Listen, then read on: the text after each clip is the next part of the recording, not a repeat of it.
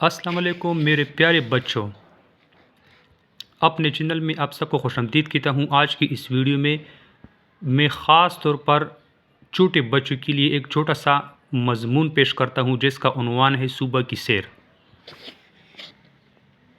ये कितना खूबसूरत तरीके से बनाया गया है, ये पिक्चर आप देख सकते हैं। अभी मज़मून की तरफ आते हैं। सुबह सुबह उठकर सैर करना सेहत के लिए बहुत ज़रूरी है।